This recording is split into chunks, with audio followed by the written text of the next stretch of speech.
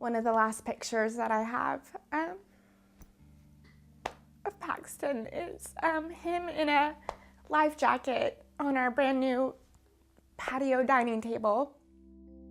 We had been swimming in our brand new pool that had just been filled about 2 weeks prior. I started doing laundry while the kids were eating, and my 2 older kids came in and they had eaten their food really quickly and had asked if they could go outside.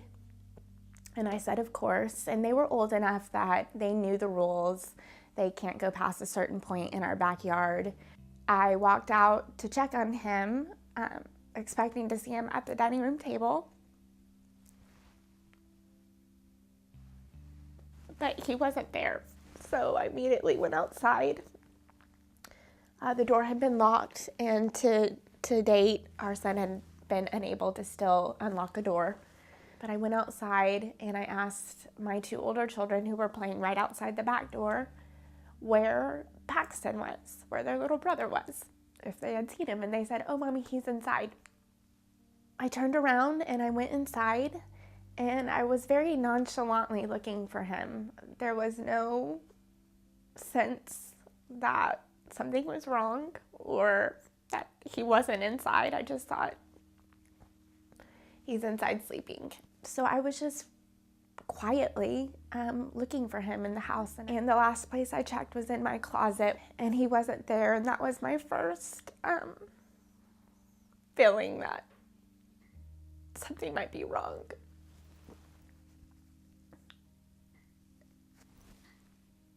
So I came back into my bedroom, this time a little bit more frantic, and opened the doors, the French doors, and at the same time I heard my older son yell out, "Paxton."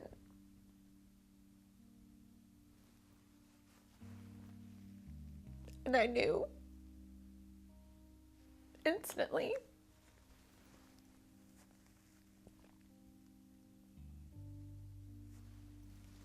I knew instantly that where he was. I looked down and he was in the bottom of the hot tub. Typical afternoon, we were at the station. Our tones went off for a drowning, and we got out to the trucks pretty quick and got in the truck and looked at our call screen as we were pulling out the bay doors and noticed that it was a 4-year-old pediatric drowning that we were responding to. They got back later on that evening. They said he had a heart rate once they got to the emergency room. So that's pretty reassuring for us. It was a couple days later we got notice that he didn't make it.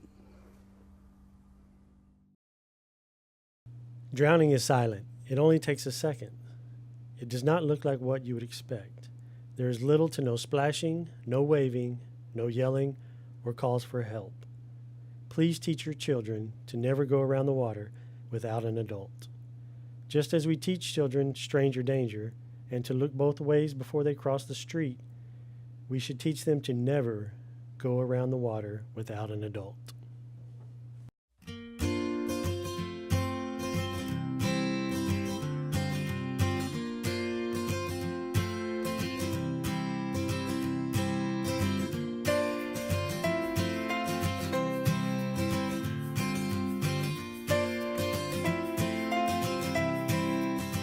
So now you're a pool owner.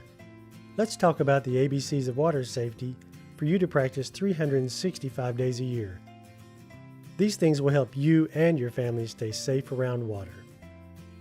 A is for active adult supervision. Designate a water watcher to actively watch the water at all times. Remove all distractions, including phone calls, social media, and chores around the house. Drowning is silent and can only take a second. B is for barriers. There are many barriers intended to help prevent access to pools.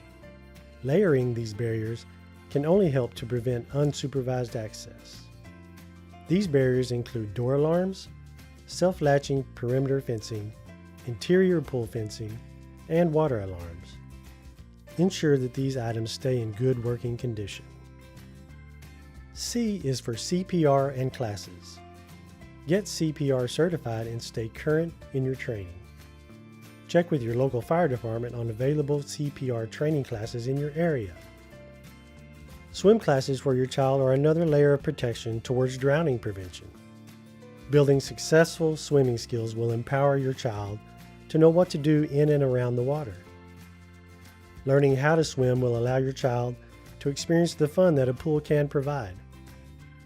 Find a program near you. It's never too early to begin swimming. D is for devices. A life jacket, a ring buoy, and even pool noodles are things you should keep around your pool at all times. E is for every day. It is important to practice water safety 365 days a year. Enjoy your pool, but remember, owning a pool comes with great responsibility. Always practice your ABCs.